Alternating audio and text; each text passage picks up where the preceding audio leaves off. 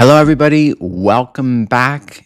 We're going to have a little bit of fun in this particular episode. We're going to return to the Bible. It's been a few weeks since I've done a Bible teaching or have used the Bible as part of an episode, but today is that day. Now, a week ago, I was interested in the murder case of Brian Kohlberger, the infamous murderer of the 4 students at Idaho State University, the University of Idaho. This is a case that I had followed off and on. Starting from when it happened, I followed it a little bit on the Megyn Kelly show on her YouTube channel because she really focused on it for a few of her episodes, interviewing an author of maybe the most cited book about the case. And I'm always impressed by these authors who get books out as quickly as this guy did. And it's a highly regarded book, but I mean, obviously it has to be factually based and well researched. The author's name, by the way, is Bloom. I forget his first name, and she would read extensively from his book, and it was a very interesting case. And what drew me to it, of course, last week was the sentencing hearing and the victim impact statements. And among the most hitting of all was the sister, or the statement of one of the sisters of one of the victims, who, rather than shed tears and speak of her pain and her loss, she really confronted the killer face to face. Okay, I think the name of the victim is Kaylee. I forget the name of the sister, but it's worth watching if you can get your hands, and you can, because there's probably hundreds of YouTube versions of this particular victim impact statement.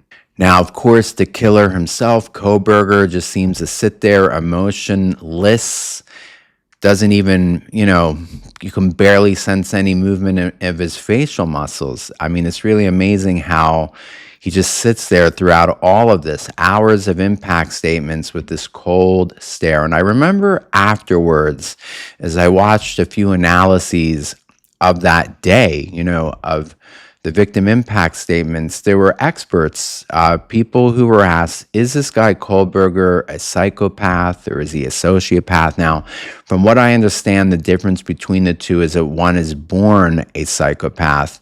That's actually owing to a defect in the part of the brain that's responsible for empathy. So there are people born psychopaths, whereas the other, sociopath, is nurtured, is made. In other words, a person's not born a sociopath, they're made that way. And of course, people have said that Kohlberger was made a sociopath in his youth through bullying. He's bullied particularly by girls. He's referred to as an incel, okay, a person who is involuntarily celibate. And this caused him misogyny, a hatred towards women that, led to that awful night of his murder spree. But when each of these experts were asked, is he a sociopath or a psychopath? Now, he also is said to have Asperger's, okay, or he's somewhere on the spectrum, so that may account for his, stare into the camera. The better experts were honest and said, look, I can't from my armchair and now analyze whether Brian Kohlberger is a psychopath or sociopath. It would require hours of extensive interviews with him and testing of him. In other words, said the responsible experts, I can't argue one way or the other from the comfort of my armchair. And the reason why I'm mentioning Brian Kohlberger to open this particular episode is because I'm going to be confronted today with our topic in the same way that these so-called, actual real experts were related to the Brian Kohlberger story, okay? For today's episode is going to ask, is Donald Trump a born-again believer in Jesus? Now, the reason why I raise this question is because it is of speculation, okay? Many people speculate about this.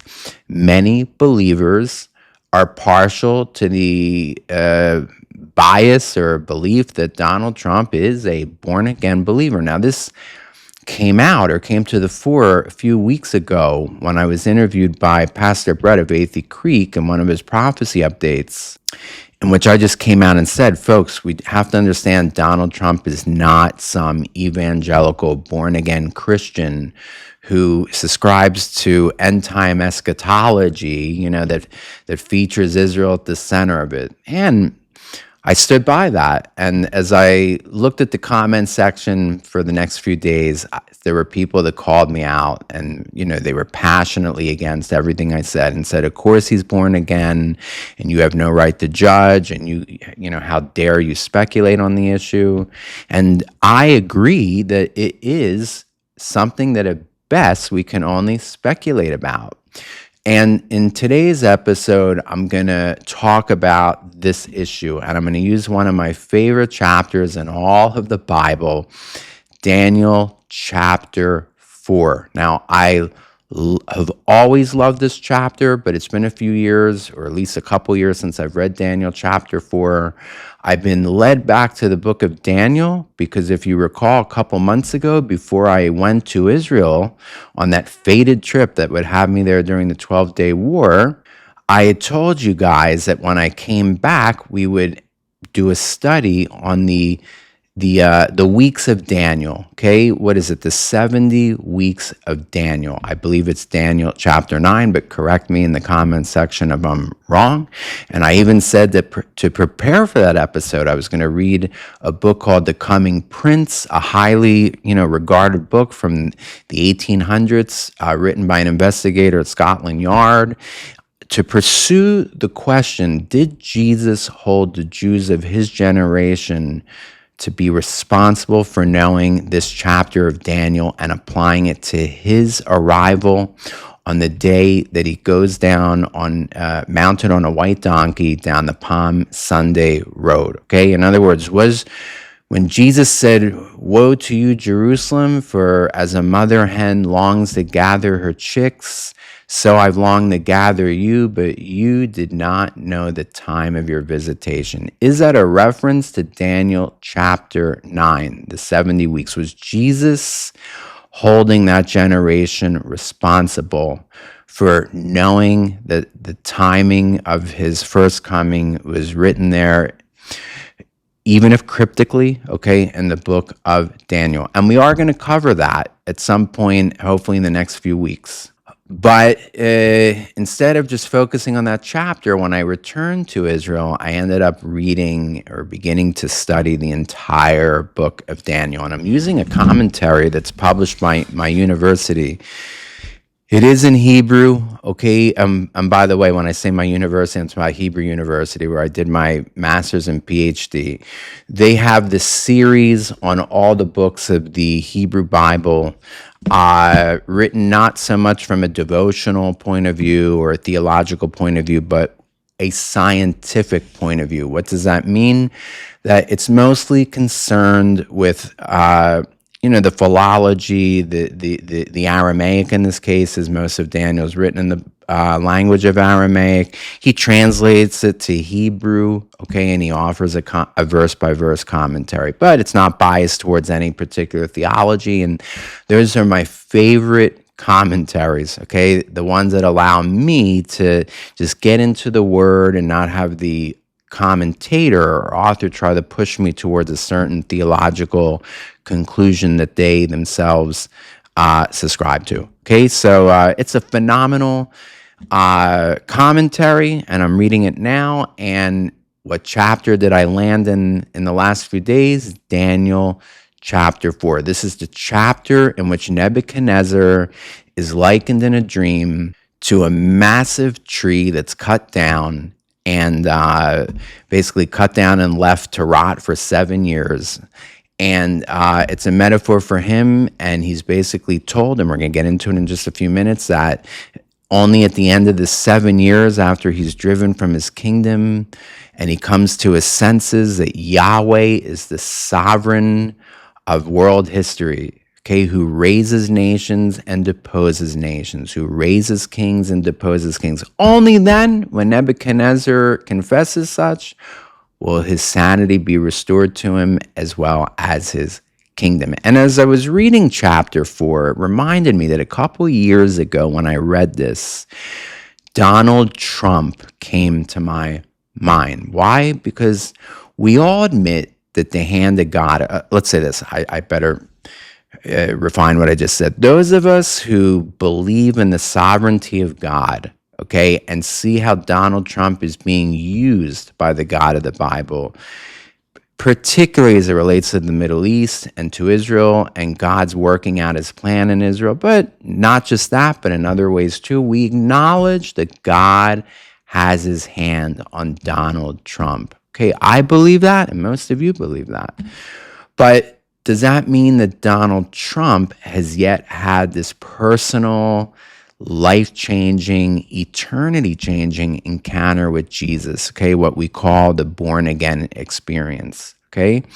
And I've been partial to the answer, no, but I know people that believe that he has, okay? In fact, I know really high-ranking people who work with him who believe he is. Now, one of those people I was with when he was confronted with the question, do you believe that Donald Trump is born again? To which this person, again, who knows Donald Trump personally, said he was. And I was really taken aback and sort of in shock. And when I probed him a little further to why do you believe this? He says, well, he said in his first term, Donald Trump was surrounded in the White House, by praying Christians, if not his closest advisors, obviously a lot of Christian pastors who were invited to the White House to pray for him. And, there's footage on YouTube, archive footage of Donald Trump being prayed for, by dozens of people laying hands on him and at prayer breakfasts. And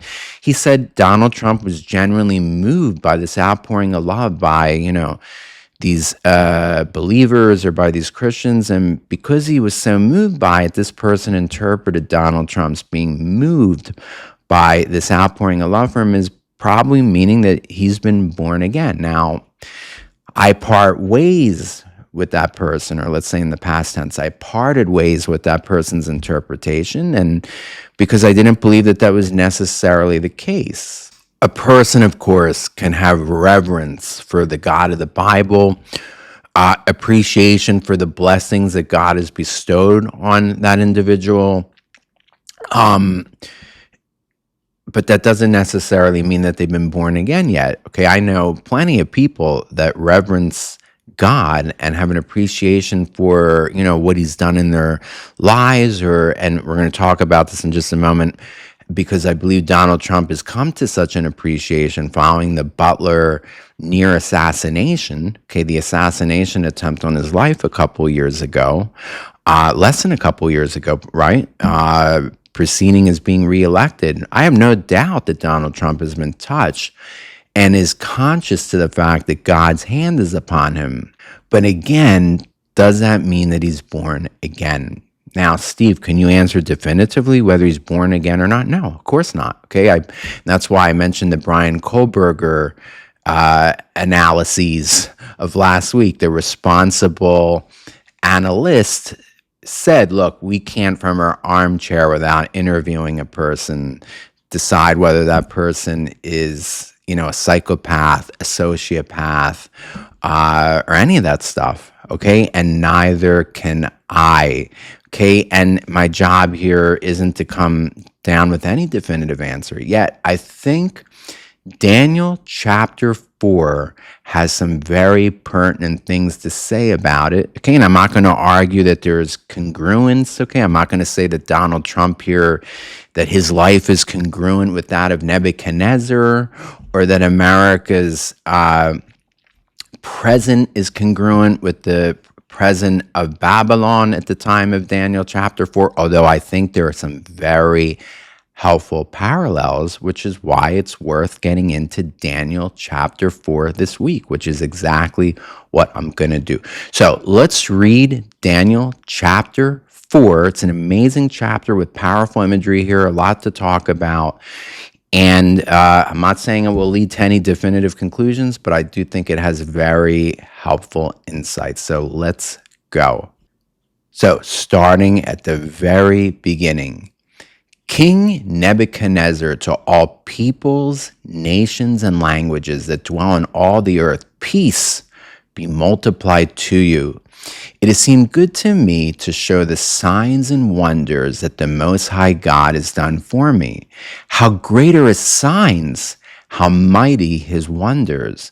His kingdom is an everlasting kingdom, and his dominion endures from generation to generation. Okay, verse 4. I, Nebuchadnezzar, was at ease in my house and prospering in my palace. I saw a dream that made me afraid.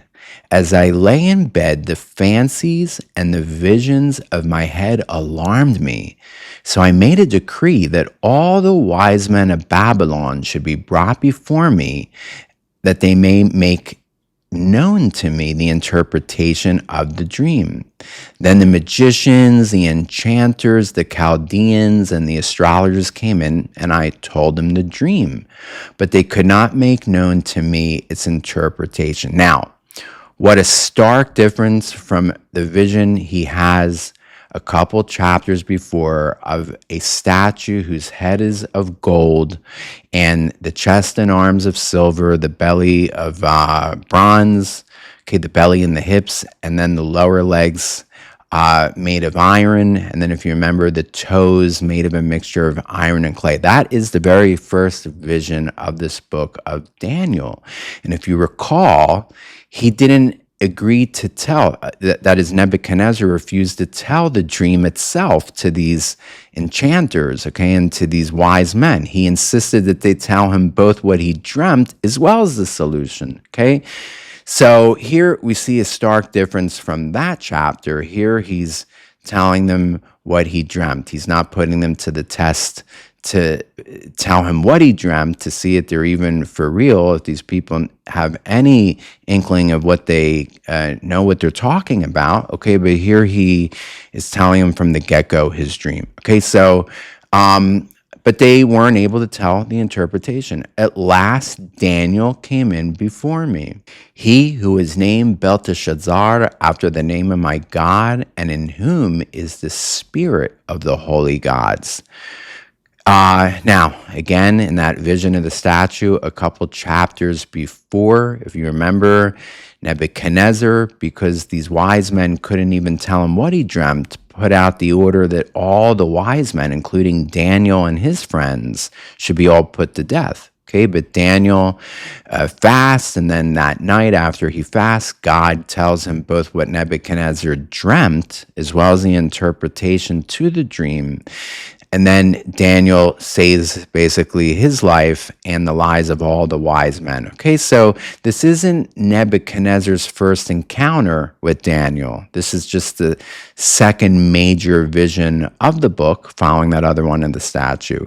But in that vision, and this is important for what we're going to talk about here, including how it may, help us understand Donald Trump, at the end of Daniel explaining that first vision, Nebuchadnezzar praises the God of Daniel and even orders that nobody, speak ill of the God of Daniel. But nobody would argue that in that chapter that Nebuchadnezzar had been born again. Okay, I'm using a very New Testament term for to explain or interpret, something going on here in the Hebrew Bible. Okay, obviously Nebuchadnezzar didn't have a conversion yet, even though he spoke very highly in that chapter of the God of Daniel. Okay, so getting back to our chapter 4 here, okay, verse 8. At last Daniel came in before me, he who is named Belteshazzar, after the name of my God, and in whom is the spirit of the holy gods. And I told him the dream, saying, O Belteshazzar,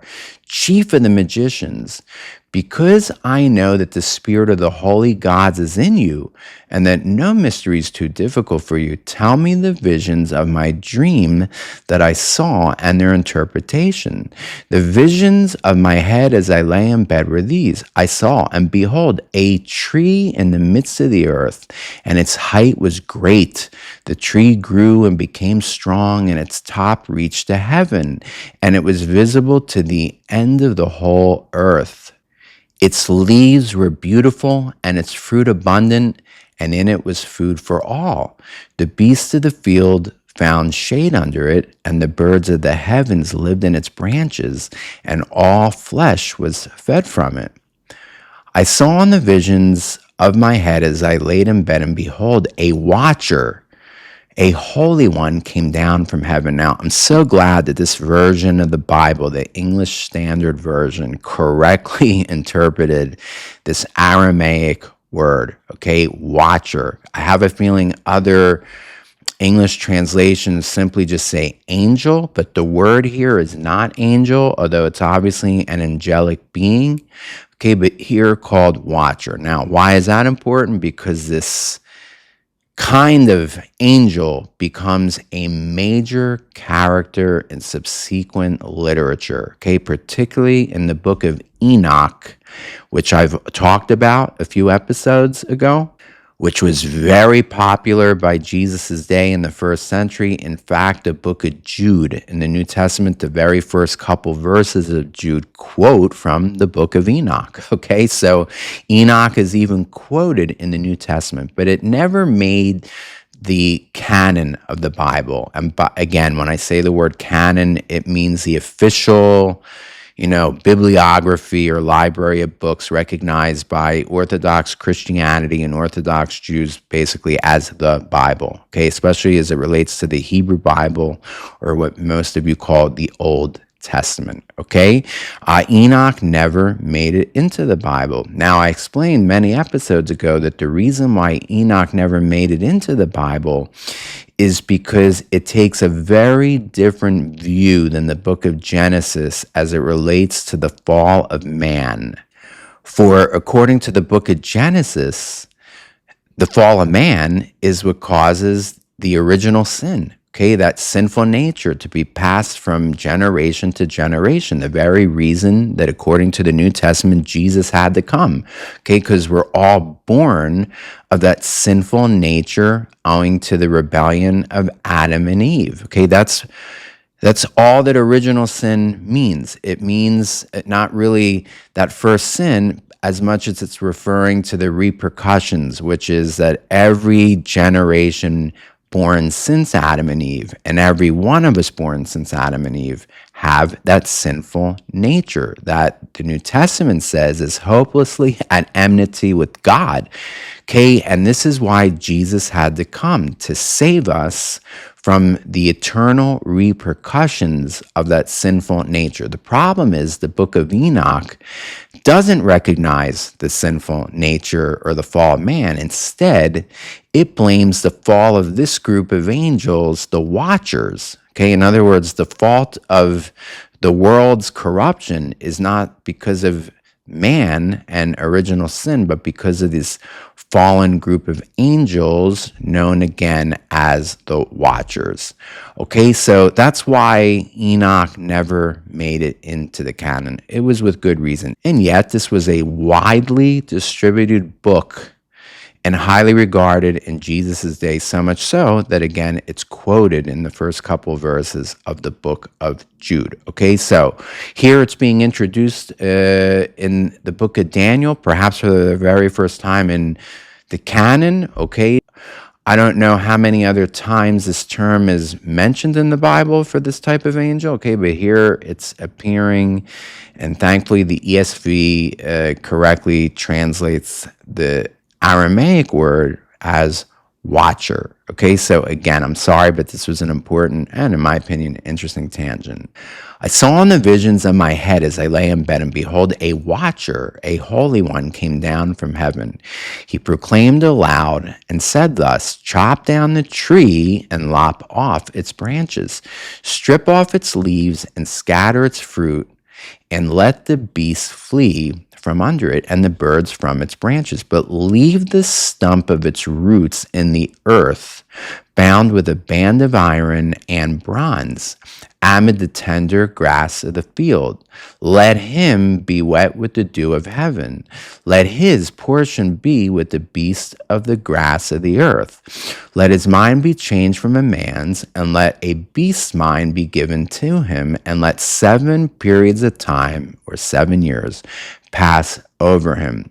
The sentence is by the decree of the watchers. Okay, now that's interesting. Notice how it's not God here who's being credited with the decision, okay, but this group of angels called the watchers. But we'll see in a minute that the watchers and angels are not acting out of their own sovereign choice, okay? But the whole purpose of this chapter is to teach Nebuchadnezzar and all of us an important lesson that Yahweh is the sovereign of history.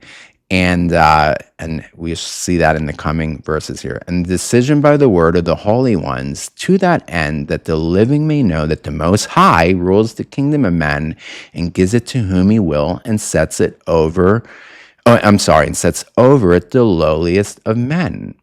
This dream I, Nebuchadnezzar, saw, and you, Belteshazzar, tell me the interpretation, because all the wise men in my kingdom are not able to make known to me the interpretation, but you are able, for the spirit of the holy gods is in you.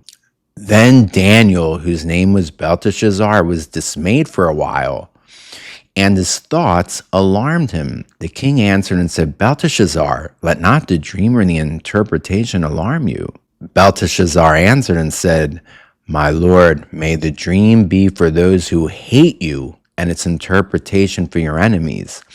The tree you saw, which grew and became strong, so that its top reached to heaven, and it was visible to the end of the whole earth, whose leaves were beautiful and its fruit abundant, and in which was food for all, under which beasts of the field found shade, and whose branches the birds of the heaven lived. It is you, O king, who have grown and become strong. Your greatness has grown and reaches to heaven, and your dominion to the ends of the earth. And because the king saw a watcher, a holy one, coming down from heaven and saying, chop down the tree and destroy it, but leave the stump of its roots in the earth, bound with a band of iron and bronze in the tender grass of the field, and let him be wet with the dew of heaven, and let his portion be with the beasts of the field till 7 periods of time, or 7 years, pass over him. This is the interpretation, O king. It is a decree of the Most High. Okay, so whereas before it said it was a decree of the watchers, okay, here we read that the ultimate source of sovereignty over this decision belongs to the Most High God, okay?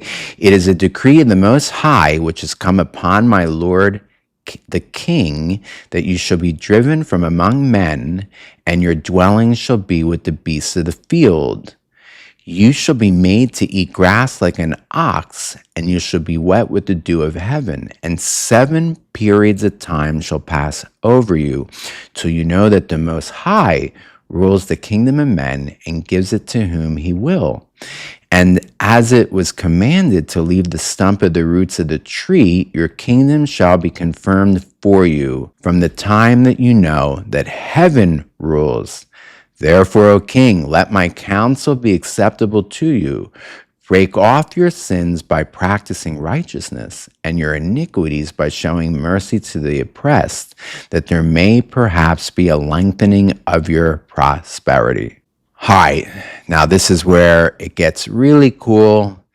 And in a moment, this is where I'm going to begin to draw parallels or begin to inquire or ask concerning the present stage of President Trump's spiritual sojourn here on earth, okay? All this came upon King Nebuchadnezzar. At the end of 12 months, he was walking on the roof of his royal palace, Babylon. And the king answered and said, is this not great Babylon, which I have built by my mighty power as a royal residence and for the glory of my majesty? While the words were still in the king's mouth, there fell a voice from heaven, O King Nebuchadnezzar, to you it is spoken. The kingdom has departed from you, and you shall be driven from among men, and your dwelling shall be with the beasts of the field, and you shall be made to eat grass like an ox, and 7 periods of time shall pass over you until you know that the Most High rules the kingdom of men and gives it to whom he will. Immediately the word was fulfilled against Nebuchadnezzar, and he was driven from among men and ate grass like an ox, and his body was wet with the dew of heaven till his hair grew as long as eagle's feathers, and his nails were like birds' claws. Okay, amazing.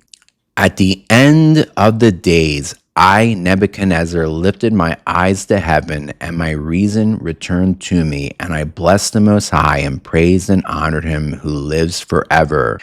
For his dominion is an everlasting dominion, and his kingdom endures from generation to generation. All the inhabitants of the earth are counted as nothing, and he does according to his will among the hosts of heaven and among the inhabitants of the earth. And none can stay his hand or say to him, What have you done? At the same time, my reason returned to me, and for the glory of my kingdom, my majesty and splendor returned to me.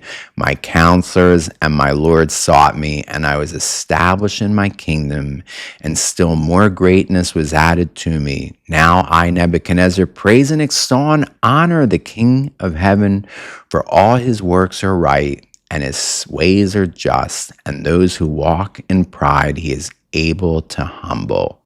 Amazing. Okay, an amazing chapter. I just love this chapter because of the imagery. It's so rich. And of course, it has much to teach in our time, specifically or especially at this time. Now, who is this Nebuchadnezzar? Okay, now I'm not going to get into deep history here. All you need to know for what we're doing here contextually is that Nebuchadnezzar's kingdom destroyed Judah, okay, at the end of the kingdom of Judah, and he and his army destroyed Yahweh's temple. Okay, this is huge.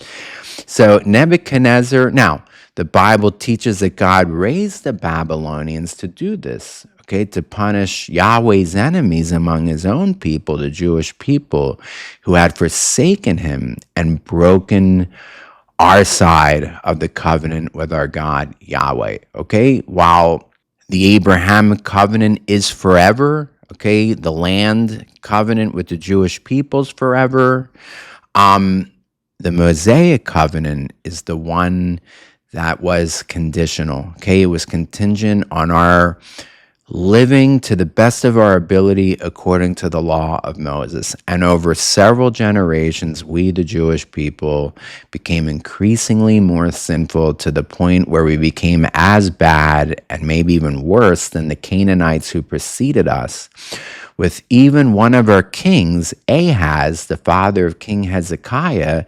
sacrificing children on the altar to the god Molech. Okay, there in Gehenna Valley, which several of you have visited with me on your tour to Israel. Okay, so to punish us, to discipline us, God raises the Babylonians per the book of Isaiah, and Nebuchadnezzar comes per the book of Jeremiah and destroys both Judah and our temple and scatters the remnant of Judah eastward into Babylon. The generation before that, the Assyrians scattered the kingdom of Israel to the north, okay, those other tribes, eastward to Assyria. Now, most of the Israelites, and from this point, we can really call at least this generation of Nebuchadnezzar the Jews, because it's mostly from the tribe of Judah, and that's what Jew means. Okay, the tribe Judah literally means, the expression Jew means one from the tribe of Judah. Okay, so Nebuchadnezzar played a role in destroying Yahweh's own house, and yet by the end of this story, Daniel chapter 4, one could reasonably argue that Nebuchadnezzar came into a saving knowledge of the God of the Bible, which means it's very possible that we will encounter Nebuchadnezzar in heaven, according to Daniel chapter 4. But 'twas not always so. Okay, now, again, this is very important. As I mentioned, this was not Nebuchadnezzar's first encounter with the God of Israel. He encountered him a couple chapters before in the vision of the statue.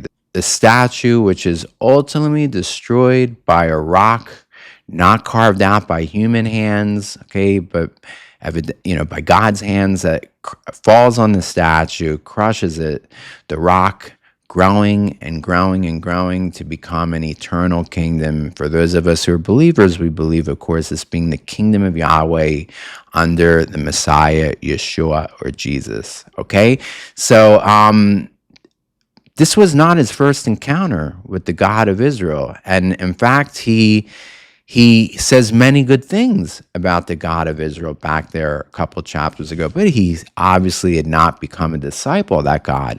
He obviously had not had an eternity-changing encounter with that God. And now I'm going to dovetail this with Donald Trump entirely in a speculative manner. Now, as I said at the outset here, those of us who are believers, many of us, okay, most of you that follow me and watch this channel, most of us, including myself, believe that God's hand has been, continues to be on Donald Trump in an amazing way, okay? And even more so in the second administration than the first.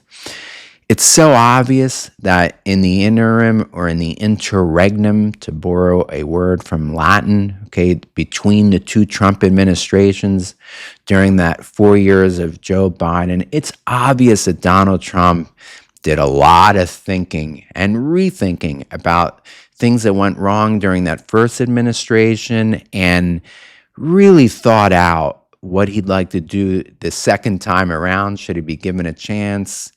He assembled a phenomenal team of people, okay, incredible. My mind is just boggled a couple of days ago as I heard about the latest trade deal between the Trump administration and the European Union, and I'm thinking, man, this is just incredible. What other president would have the ability to do this? These trade deals that he's doing, okay, and different things here he's doing domestically. And of course, we all know that in both administrations, he's fallen heavily on intervening in the Israel issue in a way that we all believe finds favor with God, okay? His recognition of Jerusalem as the capital of the country, his recognition of the Golan Heights as sovereign Israeli territory, his claiming that Judea and Samaria, what the rest of the world calls the West Bank, is not illegally occupied, although disputed, but it's not illegally occupied, and he's correct, okay? And I'm sure there's other things that I'm forgetting because it's so numerous. Then, of course, most recently, I liken him, his act in the 12-day war, to a relief pitcher. Israel having a brilliant campaign against Iran that should take its rightful place alongside the 6-day war, especially the first few minutes of this 12-day war, which Israel killed 30 brigadier generals and something like 9 to 12 of the most senior nuclear scientists, all within seconds this happened, okay? The 12-day war will be studied alongside the 6-day war, folks. It will, for especially for those first few minutes. And then came Donald Trump as a relief pitcher, if you will, to finish the game, okay, to enshrine the victory, okay, with the B-2 bombers that were dropped on the Fordo nuclear reactor, as well as others, okay? No other president had the guts to do that.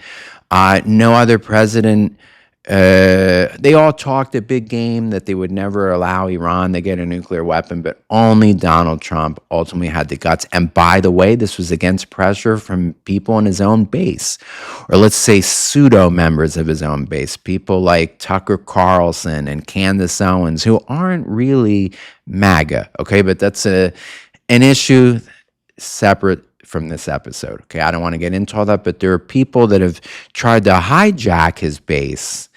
Tucker Carlson being one of them, who put tremendous pressure on Donald Trump not to intervene in that war at the end, but Donald Trump did. Okay, so amazing stuff. So we admit, and I admit, that God's hand is upon Donald Trump. And I believe after the failed assassination attempt on his life, one sees a more humane, a humble Donald Trump, in my opinion. Okay, I definitely think there's a big difference between this Donald Trump and the Donald Trump of the pre-Butler era. Okay, there's Donald Trump before Butler, Donald Trump after Butler, and I believe there's no question that Donald Trump following the Butler incident, okay, that failed assassination, seems to have been touched and humbled and acknowledged God's hand on his life, okay, that he recognizes, he sees that his life, the life of the country, his eternity was literally changed in nanoseconds when Donald Trump slightly moved his head so that the bullet only grazed his ear rather than penetrate his brain. Okay, so there's no doubt that Donald Trump has come to revere and recognize what God has done in his life and what God is doing in his life. But does that mean that he's been born again? And my answer is no, it doesn't mean that he's been born again. And I'm of the opinion, and like I said, I caught a lot of flack for this a couple months ago when I said, folks, he's not a born-again evangelical Christian. Yes, he's done amazing things for Israel, but it's not because he has a biblical understanding of the centrality of Israel in God's working out of the end of the age and the ultimate redemption of the world and the coming kingdom, okay, with Jesus' second coming. Do I believe that Donald Trump understands any of that yet? No, which makes it all the more phenomenal, all the more amazing what he's done so far, okay? That without understanding Israel's role in the Bible or Israel's role in God's economy, that he's done all of these things, okay?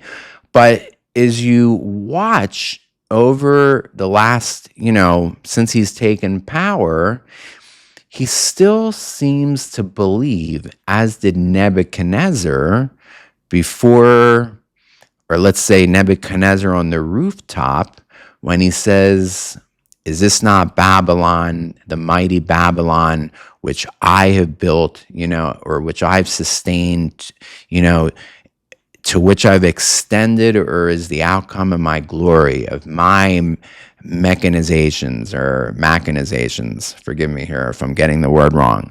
And the very moment he says that, boom, the sentence befalls him, and he's removed from the kingdom for 7 years to live in the dew of the earth, to lose his sanity, until he recognizes at the end of that 7 years that it's Yahweh who's sovereign over the earth. It's Yahweh that raised Nebuchadnezzar to his position, and it's Yahweh that drove him into that field of dew for 7 years. And it's Yahweh that restored him. Yahweh raised the kingdom of Babylon, and Yahweh would ultimately depose the kingdom of Babylon not long after this story takes place, in the kingdom, or let's say in the generation of Nebuchadnezzar's grandson, who's featured in a story a couple chapters after this one, who calls for the relics of the temple that his grandfather Nebuchadnezzar destroyed. If you remember, the relics were brought to Babylon. They were stored in the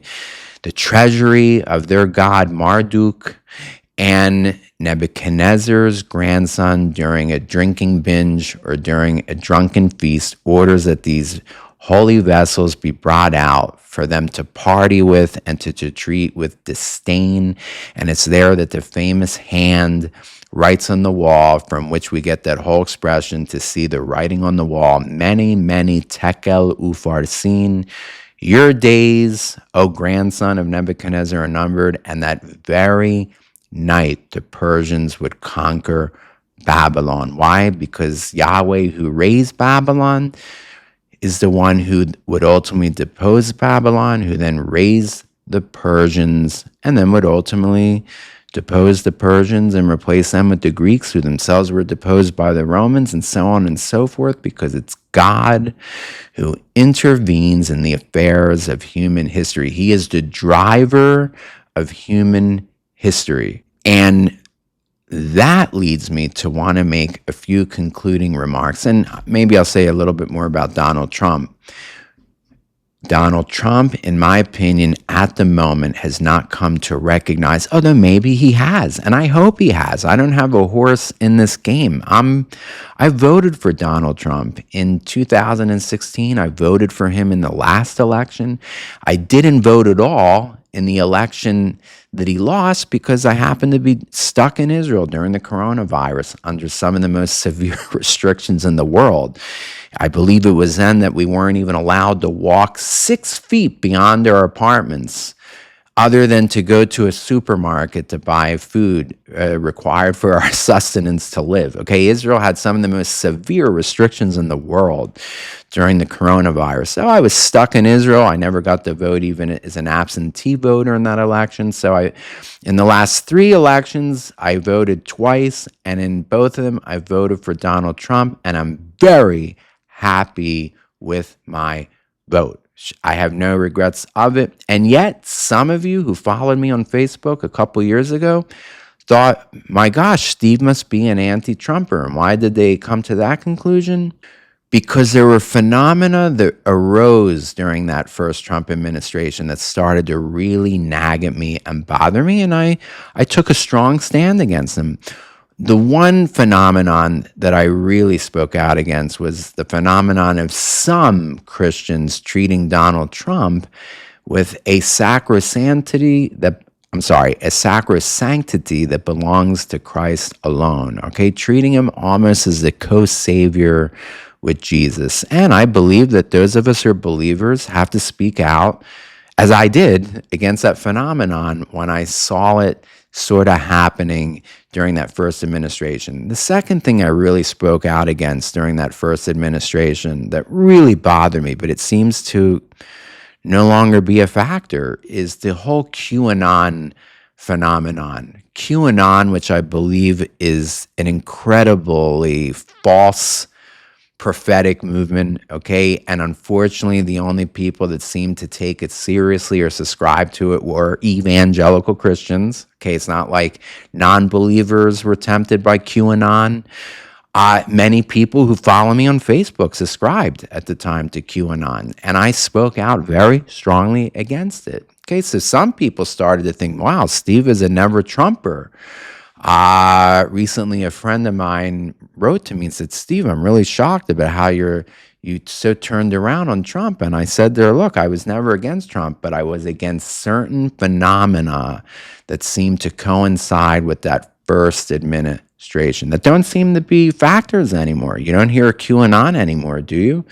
And it seems that even the most passionate Christians in Donald Trump's base, among many of you are counted, don't seem to be as many Christians today that are treating him as sort of the co-savior of Christ. And in fact, a few weeks ago, when some people thought, gee, maybe he's betraying Israel. Okay, this is before the war, between the 12-day war. Wow, it sounds like Donald Trump may, betray Israel. That this concerned most of his Christian base. Okay, so it seems also that this phenomenon of Christians treating him, or some Christians treating him as a co-savior with Christ, doesn't seem to be a factor in this administration either. Okay, so I'm just bringing this up because it's just funny how some people thought, because I spoke out against these two phenomena a couple years ago, that I had Trump derangement syndrome, which I never did. I had a QAnon derangement syndrome, as well as this other thing that I just spoke about. Okay, treating Trump as a virtual savior of the world, which we know he isn't. Trump, as I am, and as the Jewish people at large are, we are just vessels of clay being used by Yahweh. The question is has Donald Trump come to that realization yet, that it took Nebuchadnezzar 7 years drenched with the dew of heaven in the wilderness, and with his hair growing out like feathers, and like his fingernails growing to the length of the eagle's talons? Has he come to that realization yet, that it's not because of Donald Trump's glory, it's not because of Donald Trump's brilliance, but it's because God has sovereignly raised him for such a time as this? There's a verse that I come back to a lot, okay, in the last few months, that verse from Esther, for such a time as this. I quoted that during my visit to Israel during the 12-day war, and I've used it many times to refer to what's going on with President Trump and other people. For such a time as this, has he come to that realization, and has he come to a life-changing, eternity-changing encounter with Jesus yet? And I'm of the opinion, although I may be very wrong, that he hasn't, okay?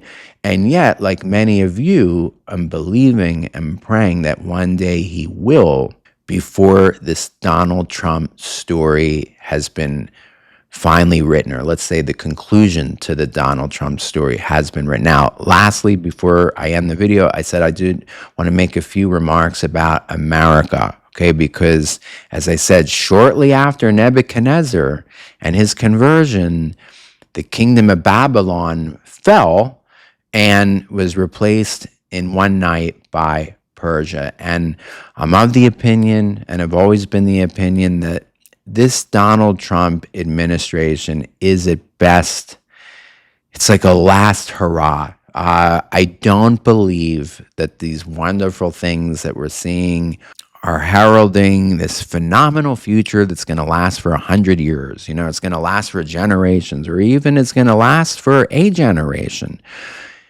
I see the Donald Trump administration as one that is like this last injection of what America could be before it ultimately falls. Because you know that one day the country is going to return to the left. It's not like there's always going to be just Donald Trump. I don't think anybody could succeed Donald Trump, to be honest with you. I don't think there's anybody out there, not Vice President Vance, not anybody who has the anointing or the abilities that Donald Trump uniquely has. In other words, the MAGA movement as we know it today ends with Donald Trump. The best you could hope for is somebody who follows him that agrees to be a caretaker of all the successes that Donald Trump is having. In other words, it doesn't deviate at all, or it doesn't try to add their own 2 cents or take away from anything that Donald Trump has been doing the last, several months, okay, or what he is doing in this administration, but they agree to simply just be a caretaker and enshrine those things in their own term, okay? But is there anybody really out there that I see that has the gravitas or, the spine or any of this that comes after Donald Trump? No. And you know that one day the reign of power is going to return to the left. It's just a matter of time. The question is when. And when the left comes back to power in this country, they're going to come back with a vengeance.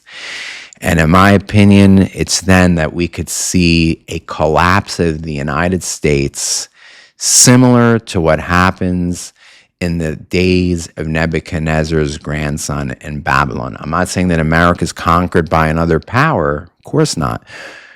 But I am saying that I can see in America that one day totally collapses. And we have to be realistic about it, because what the left has planned when they come back into power is not going to be pretty.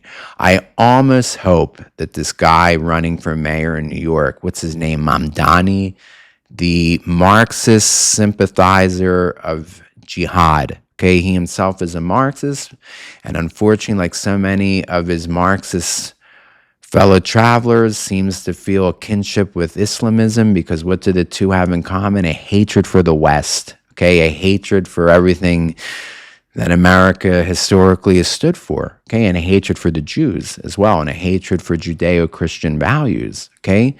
I almost hope this guy Mamdani wins the election in New York. Better that a city in America be destroyed as a show and tell for the rest of the country and what to avoid on the national level than for a guy like him or someone else to one day be elected president of the United States. And Ocasio-Cortez, okay, who basically shares everything that this guy believes, okay?